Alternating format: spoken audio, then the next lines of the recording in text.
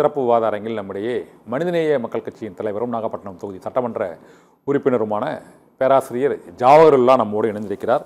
ஜாவஹருல்லா sir வணக்கம். தற்போது இந்த தமிழக வெற்றிக்கழக அரசு அமைந்து ஒரு 50 நாட்கள் ஆகிறது.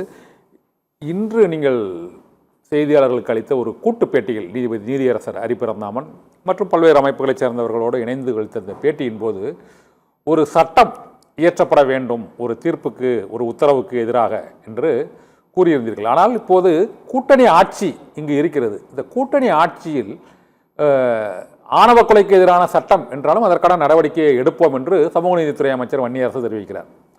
இதேபோல சிறுபான்மை நலத்துறை அமைச்சர் இந்திய யூனியன் முஸ்லீம் கட்சியின் சார்பாகத்தான் இருக்கிறார். ஆனால் இப்போது ஒரு இஸ்லாமியர்களுக்கு அந்த இடஒதுக்கீடு விவகாரம் தொடர்பாக ஒரு தீர்ப்பு வந்திருக்கிறது. இதை எதிர்த்தும் மேல்முறையீடு தேவையில்லை, சட்டம் வேண்டும் என்று நீங்கள் கோரிக்கை வைக்கிறீர்கள். ஆனால் இது சமூக நீதித்துறை அமைச்சராக ஒரு கூட்டணி கட்சிகளைச் சேர்ந்த விடுதலை சிறுத்தைகள் கட்சியின் கட்சியைச் சேர்ந்த ஒரு முக்கியமான நிர்வாகி சட்டமன்ற உறுப்பினர் இருக்கிறார். இதே போல் இஸ்லாமியர்களுக்கு எதிரான ஒரு தீர்ப்பு விவகாரத்திலும் ஒரு இஸ்லாமியரே அங்கு சிறுபான்மை நலத்துறை அமைச்சராக இருக்கிறார். அவர்களால் ஏன் சட்டம் இயற்றுவதற்கு இன்னும் கோரிக்கை நடவடிக்கை என்றே கூறிக்கொண்டிருக்கிறார்கள்? சட்டத்தை கொண்டு வருவதற்கு அவர்களுக்கு அதிகாரம் இருக்கிறதா இல்லையா?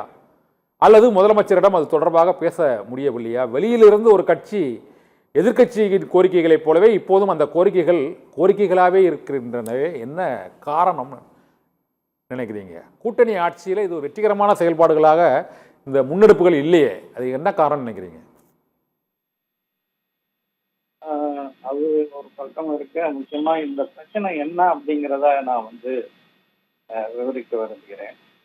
முதலாவதாக தமிழ்நாட்டில் பார்த்தீர்கள் என்றால் முத்தமிழறிஞர் கலைஞர் அவர்கள் 2007ஆம் ஆண்டு எங்களுடைய தமிழ்நாடு முஸ்லிம் முன்னேற்ற கழகத்தினுடைய கோரிக்கையை ஏற்று கல்வி மற்றும் வேலை வாய்ப்பில் பிற்படுத்தப்பட்ட முஸ்லிம்களுக்கு 3.5 விழுக்காடு இடஒதுக்கீடு வழங்கும்.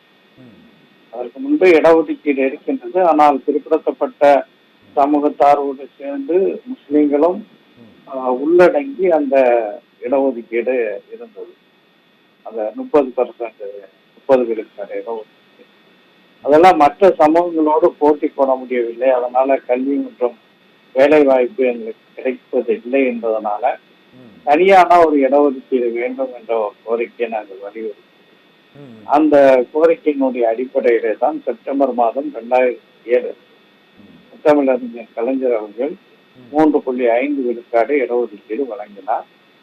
இந்த இடஒதுக்கீடு வழங்கப்பட்ட பிறகு நீங்கள் ஆய்வுகள் செய்து பார்த்து கல்வி நிறுவனங்கள்ல குறிப்பாக அதே போல அரசாங்கத்தினுடைய பல்வேறு வேலை வாய்ப்புகள்ல பிற்படுத்தப்பட்ட முஸ்லிம்களுக்கு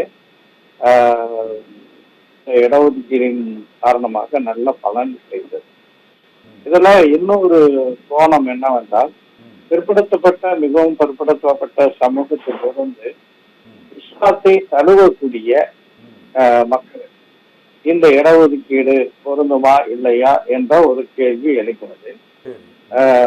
பல்வேறு மதங்களை சார்ந்தவர்கள், இஸ்லாத்தை பிற்படுத்தப்பட்ட சமூகத்தை சார்ந்தவர்கள் இஸ்லாத்தை தழுவும் போது அவர்களுக்கு இந்த இடஒதுக்கீடு வலிக்கலாம் என்று பல்வேறு தீர்ப்புகள் சென்னை உயர்நீதிமன்றத்தில் தரப்பட்டிருக்கிறது. குறிப்பாக சொல்ல வேண்டுமென்றால் நீதியரசர் ஹரிபரந்தாமன் அவர்கள் ஆரிஃபா என்ற வழக்கில் இந்த இஸ்லாத்தை தழுவக்கூடிய பிற்படுத்தப்பட்ட மக்களுக்கு பிசிஎம் என்று அவர்களை கருதி, பிற்படுத்தப்பட்ட முஸ்லீம் என்று கருதி அந்த இடஒதுக்கீடு அவர்களுக்கு அளிக்கலாம் என்ற ஒரு தீர்ப்பை வழங்கினார். அதுபோன்று பல நீதியரசர்கள் அது போன்ற ஒரு தீர்ப்பை வழங்கியிருக்கிறார்கள். இந்த சூழலில் தான் சில வழக்குகளில் மட்டும் அவ்வாறு இடஒதுக்கீடு வழங்க முடியாது, இஸ்லாத்தை தழுவக்கூடியவர்களை பிற்படுத்தப்பட்ட முஸ்லீம்கள் என்று கருத முடியாது என்று சில வழக்குகள் சில விவரங்கள் வரும்போது அதை நாங்கள் முதலமைச்சருடைய கவனத்திற்கு எடுத்து சென்றோம். நாங்கள் முதலமைச்சருடைய கவனத்திற்கு, அதாவது முதலமைச்சர் என்று சொல்லும்போது தளபதி மு.க. ஸ்டாலின் அவர்களுடைய திமுக ஆட்சியில் அந்த இந்த கோரிக்கையை அவர்களுடைய கவனத்திற்கு எடுத்து சென்றோம். நான் சட்டமன்றத்திலும் கூட அது குறித்து பேசினேன். அப்போது அதாவது ஆளுநர் உரைக்கு நன்றி தெரிவிக்கக்கூடிய தீர்மானத்தில் உரையாற்றும் போது நான் அவ்வாறு பேசினேன்.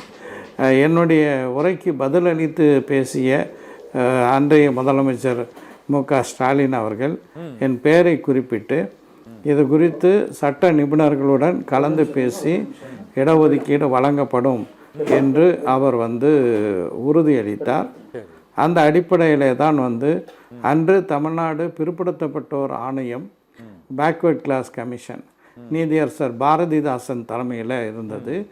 அந்த ஆணையத்திடமிருந்து பரிந்துரையை பெற்று இந்த இப்போது மதுரை, அதாவது சென்னை உயர்நீதிமன்றத்தினுடைய மதுரை கிளையில் நீதியரசர் ஜி.ஆர். சுவாமிநாதன், பி.பி. பாலாஜி அடங்கிய அந்த அமர்வு எந்த அரசாணை 31 ரத்து செய்ததோ அந்த அரசாணை ஒன்றை திமுக அரசு பிறப்பித்தது. அதன் வாயிலாக இஸ்லாத்தை தழுவக்கூடியவர்களுக்கு கல்வி கூடங்கள்லேயும் அதே போல் அரசு பணிகள்லேயும் இடம் கிடைத்தது. இந்த நிலையிலே தான் ஒரு நிகழ்வு நடைபெறுகிறது.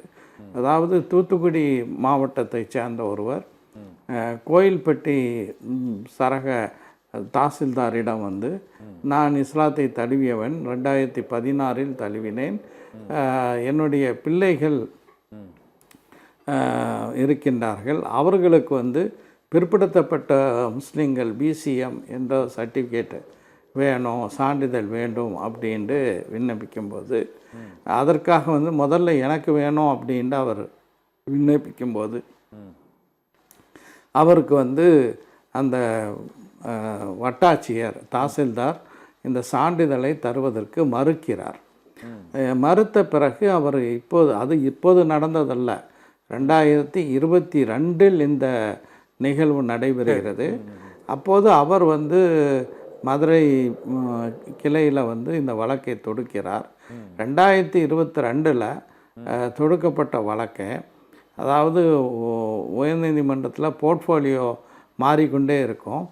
அப்படி மாறக்கூடிய ஒரு சூழலில் அந்த வழக்கை நீதியரசர் ஜி.ஆர். சுவாமிநாதன் எடுக்கிறார். அதுவும் கூட ஜி.ஆர். சாமிநாதன், நீதியரசர் பூர்ணிமா ஆகியோர் கொண்டது தான் அந்த அமர்வு.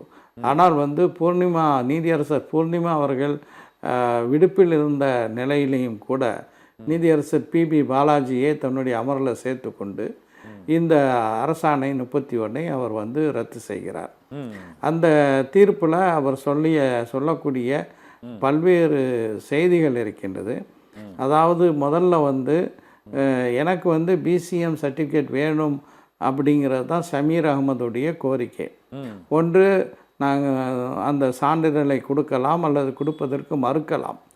அதற்கு மேலே சென்று, அதாவது பியாண்ட் தி பிரீஃப் என்று சொல்வார்கள், என்ன ப்ரேயர், என்ன வேண்டுகோள் வைக்கப்பட்டதோ அதை தாண்டி ஒட்டுமொத்தமாக இஸ்லாத்தை தழுவக்கூடிய பிற்படுத்தப்பட்ட முஸ்லீம்களுக்கு, பிற்படுத்தப்பட்ட சமூகத்திலிருந்து தழுவக்கூடியவர்களுக்கு இந்த சலுகை அவர்களுக்கு கிடையாது என்று இந்த தீர்ப்பை வழங்கும் போது அவர் பல செய்திகளை சொல்கிறார்.